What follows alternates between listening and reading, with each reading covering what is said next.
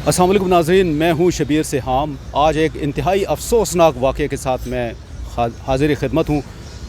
थाना शम्स कॉलोनी में तैनात एक सब इंस्पेक्टर ने इन दो मासूम बच्चों को, जिनकी 11 साल और 12 साल उम्र है, इनको पिम्स हस्पताल से अपनी गाड़ी में बिठाया और थाना शम्स कॉलोनी ले गया, जहाँ पे अपने कमरे में 3 दिन तक उसको रखा, दोनों बच्चों को, और उसके साथ इंतहाई घटिया हरकत करता रहा जो नाकाबिल बयान है। मैं यहाँ पे आपको बता सकूँ। हाँ, इनके साथ ज़्यादती की, इन पे तशद्दुद किया गया, इनको बुरी तरह मारा पीटा गया और एक इंसानियत सोज़ इनके ऊपर जुल्म ढाया गया, जिसके बाद ईदी होम में लाके इनको छोड़ दिया गया। ईदी होम से ये बच्चे वापस अपने वालिदैन तक पहुँचे और उसके बाद जब इनके वर्सा को पता चला कि इन बच्चों के साथ क्या जुल्म हुआ है, इन्होंने थाना कराची कंपनी को दरख्वास्त दी, उनसे इल्तिजा की कि इस बासर सब इंस्पेक्टर के ख़िलाफ़ कार्रवाई की जाए, लेकिन पुलिस ने उसके ख़िलाफ़ कोई कार्रवाई नहीं की। तो इनके साथ क्या वाक़या पेश आया, आइए इन्हीं से जानते हैं। क्या नाम है आपका? मेरा नाम सर मुनीर अहमद। मुनीर अहमद, क्या काम करते हैं आप? मैं सर मज़दूरों का काम करता हूँ। कहाँ पे रिहाइश है आपकी? हमारी ज़िला जेल में। अच्छा, वाक़या क्या हुआ है आप? सर वाक़या ये हुआ कि मेरा छोटा बेटा रेहान अली अस्पताल में दाखिल था, एमरजेंसी वार्ड। ये में। आपका छोटा बेटा है? जी, ये मेरा छोटा बेटा दाखिल था एमरजेंसी वार्ड में। इवन इसके पेट में दर्द थी बहुत शदीद और उल्टियाँ कर रहा था, तो ये दाखिल था। तो दोनों बेटों को मैंने भेजा कैंटीन के ऊपर जूस लेने के लिए। तो उधर से एक पुलिस वाला आया है, तो वो पकड़ के ले गए इनको। तकरीबन 1 घंटा 2 घंटे मैं ढूंढता रहूँ, इधर वो मांगती। उसके बाद 15 पे कॉल की है, तो 15 वाले भी ढूंढते रहे हैं। फिर उसने कहा कि मैं जा रही हूँ। फिर हम पहले गए हैं ईदी सेंटर अल-शिफा के पास, उधर नहीं मिले हैं। फिर हम इधर गए हैं अपारे में, ईदी सेंटर है, उधर भी गए हैं, उधर भी तस्वीरें बच्चों की पड़ी हैं, उधर भी नहीं थे। फिर हम अपारे थाने में गए हैं, ये इधर सितारा मार्केट थाने में गए हैं। कराची कंपनी भी गया हूँ, तो उन्होंने कहा कि आपकी 15 पे कॉल चाह रही है। फिर तकरीबन 2 दिन कॉल चलती रही, कोई रब्ता नहीं हुआ है। जो कि मैं 15 वालों को बार बार कॉल करके कहता था कि अभी तक बच्चे नहीं मिले। वो कहते हैं कि जैसे मिलेंगे हम आपको। ये किस दिन का वाक़या है? ये तकरीबन 15 तारीख को, 15 सितंबर को। जी, 15। ये दोनों बच्चे हैं, ये क्या नाम है इनके? ये मेरा बेटा मोहम्मद अब्दुल्ला है। हाँ। इसकी 12 साल उम्र है। अच्छा। और ये अब्दुर्रहमान है, इसकी 11 साल उम्र है। अच्छा, ये दोनों 15 तारीख को यहाँ से लापता हो गए, पिम्स से। जी, पिम्स अस्पताल से। फिर 15 पे कॉल चलती रही है। फिर मेरा बच्चा ज़्यादा तबीयत इसकी ख़राब थी, तो मैंने स्टाफ वाले मुझे कहते हैं कि आप इस बच्चे को छोड़ दो, अपने बेटों को ढूंढो। फिर ये पूरा जंगल जो है ना, ये मेट्रो वाला पीछे से, ये पूरा जंगल रात को मैं ढूंढता रहा। हो सकता है किसी आदमी ने मेरे बच्चों को मार दिया हो, इधर नहीं मिला। फिर ये सारा एरिया रात ढूंढ के पूरी रात थक गया था। ये छोटा बेटा मेरे साथ ही था।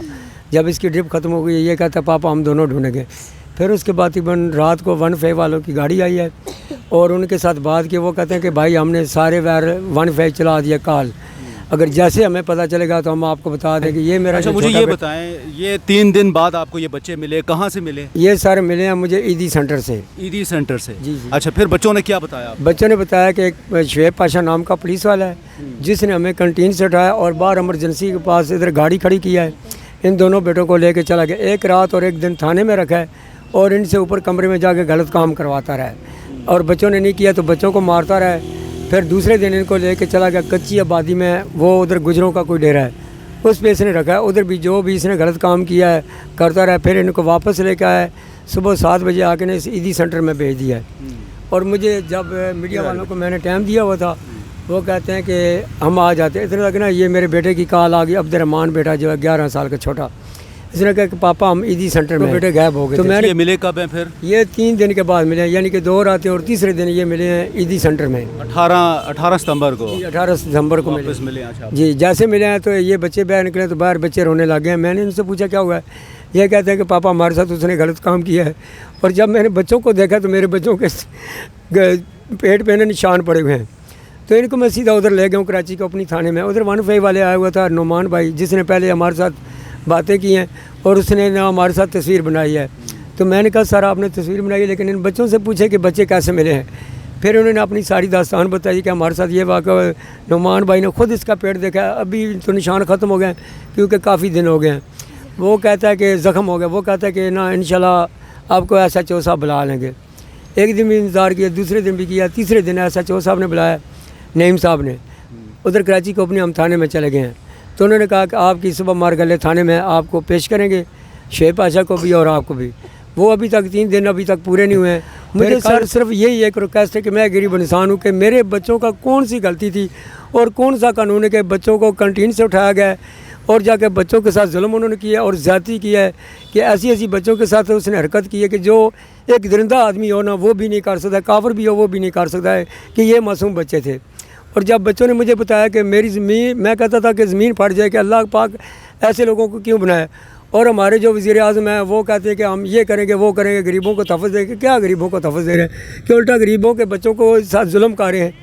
मेरी यही रिक्वेस्ट है वज़ीर आज़म साहब से, मरीम नवाज़ से, जो भी हैं IG पंजाब आसिम मुनीर साहब से, मीडिया वालों से रिक्वेस्ट है कि खुदा के लिए मुझे इंसाफ चाहिए क्योंकि मेरे बच्चों के साथ जुल्म किया है। और 11 नंबर गेट पे जब वो लेके गया, कैमरे अभी तक भी हैं और कैमरे चेक कर सकते हैं कि मेरे बच्चे उसके साथ हैं या नहीं हैं।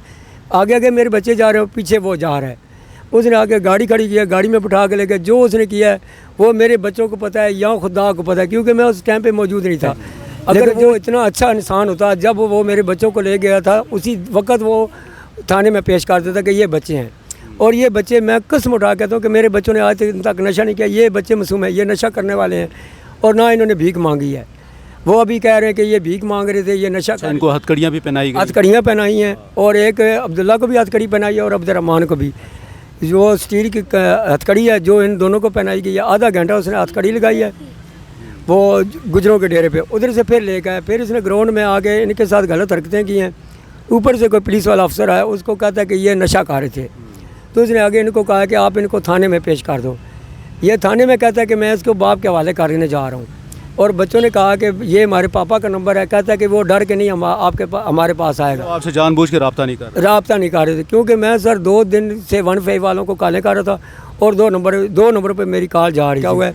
और जो गार्ड है, हसन नाम है उसका, उसने खुद उसको पुलिस वाले को देखा है कि वर्दी में। वो कहते हैं कि यार बच्चे मुझे बता देते कि चाचू ये हमें लेके जा रहा है, लेकिन इनको कहा कि आप बिल्कुल किसी के साथ बात की तो मैं आपको मारूंगा। फिर क्या नाम है ये बच्चे आपका? मेरा नाम अब्दुर्रहमान अंकिल। मेरा नाम अब्दुर्रहमान। और आपका? मोहम्मद अब्दुल्ला। तो क्या वाक़या हुआ, कहाँ से लेके गए थे? अंकिल हम दोनों भाई ना कैंटीन से जूस लेने के लिए गए थे। मेरा छोटा भाई बीमार था ना, तो हम लोग जूस लेने के लिए गए। वो पुलिस वाला आया वर्दी में, तो यहाँ पर 2 फूल भी लगे हुए थे। हमें कहते चुपचाप आ जाओ, हम लोग नहीं गए। हम लोगों ने बोला अंकिल जी हमें क्यों लेके जा रहे हो। आगे से उसने हमें थप्पड़ लगाया, कहते चुप करके बैठ जाओ गाड़ी के अंदर। मेरान गाड़ी थी वाइट कलर की।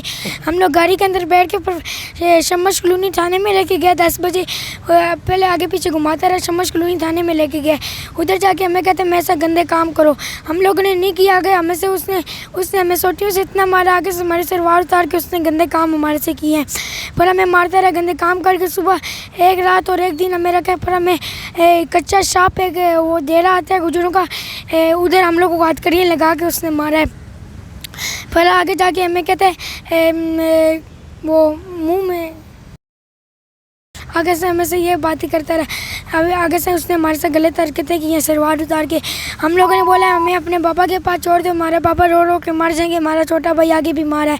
आगे से हमें कहते हैं आपका अबू डर के हमारे पास आ रही नहीं है। मुँह में डालो। एक पुलिस वाला आया था अफसर उसका, वो कहता है इन बच्चों को इधर क्यों पकड़ा हुआ है। उसने आगे से बोला ये दोनों बच्चे इधर नशा कर रहे थे। उसने बोला ये बच्चे नशा करते तो नहीं नजर आ रहे। उससे मुँह से बू सूंघिया तो नहीं आ रही थी। आगे से उसने बोला इसको थाने ले जाओ। पर सुबह 7 बजे वो उधर के हमें ED सेंटर में छोड़ा है। एक रात और एक दिन हमें रखा था और सुबह 7 बजे ED सेंटर में छोड़ा। ED सेंटर वालों को बोलते हैं ये वाला गर्दी कर रहे हैं बच्चे, तो आगे से बोलते हैं इनको अंदर बंद कर देते हैं, जब इनके अबू है तो इनको छोड़ देंगे। पर हमें उधर ये एक पठान है तो उसके बच्चे अंदर थे ना, तो वो कहता है बेटा मैं 100 रुपया लूँगा, आपकी बात कराऊँगा। हम लोगों ने उसको बोला 100 रुपया ले लो, हमारी बात करा दो। पर अबू को बताया हम लोग इधर, पर अब हम लोग बाहर निकले, अबू को सारी सच्ची बात बताई है, उसने हमारे साथ ये काम किया। मुझे ये बताएं, आप लोगों को हथकड़ी भी लगाई थी? जी हथकड़ी लगा के दोनों भाइयों को। अच्छा, हथकड़ी लगा के कहाँ लेके गए थे? गुजरों का डेरा है उधर कच्चा शाप में ना, तो उधर गोल्डा मोड़ की तरफ। जी गोल्डा मोड़ की तरफ पे लेके गए। तो वहाँ पर एक आगे वो ग्राउंड बना हुआ है ना, तो उधर लोग मैं गाड़ी खड़ी कर दी उधर। ये है हमारे वफाकी पुलिस के सब इंस्पेक्टर की कारस्तानी। इन मासूम के साथ वो जुल्म ढाता रहा। और सबसे अफसोसनाक बात यह है कि जब ये लोग इनके वर्षा थाना कराची कंपनी गए, SHO से बात की, उनको सारा वाक़या बताया, तो उन्होंने कोई कार्रवाई नहीं की। 3 दिन तक ये वहाँ पे रुलते रहे। हुकाम से इनका मुतालबा है कि इनको इंसाफ फराहम किया जाए।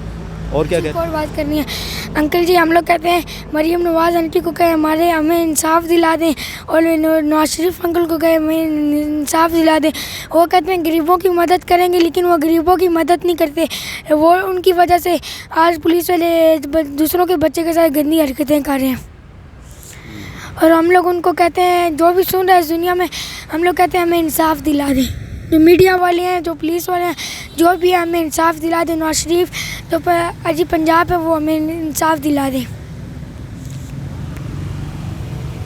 और हमें रोटी भी नहीं देता था, और 3 दिन भूखा भी रहता। 3 दिन उसने भूखा भी रहा। हम लोगों ने जब उसको बोला अंकल जी हमारा भाई आगे भी मारा, हमारा अबू रो रो के मर गया, तो अंकल हमारा इस दुनिया में कोई नहीं होगा। आगे से कहते चुप करके खड़े हो जाओ, वरना आपको मैं मार दूंगा। अभी पुलिस वाले से और भी बोला इन बच्चों को क्यों पकड़ा है, उसने बोला ये अफराद है, अफराद उसने बात की है। आगे से उसने हमें डंडे मारे हैं। हम लोगों ने बोला हम लोगों ने कौन सी गलती की, कहते तुम लोगों ने जो भी किया वो मुझे पता, तुम लोग चुप करके खड़े हो जाओ, मुझे किसी बंदे ने शिकायत लगाई है। उसका हुलिया कैसा था, ज़रा चेहरा से बताएं, किस तरह का था? वो दाढ़ी रखी हुई थी? जी छोटी छोटी जैसी आपकी दाढ़ी है उतनी दाढ़ी थी, और मूछें उसकी इतनी बड़ी नहीं थी, छोटी लंबा सा कट सा बाल उसके सही पीछे से जाते थे। अच्छा। और ब्लैक सा, और हमारी फूल थे उसकी वर्दी हाँ पे? ऊपर फूल थे, इधर इस जगह में फूल भी थे उसके। कितने? दो इधर थे, दो इधर, तो इधर 2 छुरियों के निशान भी थे, इधर 2 पर एक पिस्तौल का निशान था, और खून का वो निशान लगा हुआ था। काला सा पट्टा भी लगा था। अच्छा, उसने आप लोगों को थाना शम्स कॉलोनी में अपने कमरे में रखा, वहाँ पे जो जी, है? अपने तो कमरे कहाँ में। पे वो कहीं ऊपर सीढ़ियाँ चढ़ के है? जी ऊपर सीढ़ियाँ चढ़ के। अच्छा, वहाँ जब पे हम रखा। जा रहे थे ना, बोर्ड में लिखा हुआ था थाना शम्स कॉलोनी। अच्छा, तो आप लोग पढ़ते हो, क्या करते हो? हम लोग मदरसे पढ़ते हैं, गाड़ी में थे। इंशाल्लाह बच्चे ज़रूर इंसाफ होगा, और हम आपके साथ हैं, ठीक है ना? और इंशाल्लाह जब तक इंसाफ नहीं मिलता हम इस मामले को हाईलाइट करते रहेंगे। तो और इंशाल्लाह मरीम नवाज़ को कहना है हमें इंसाफ दिला दें।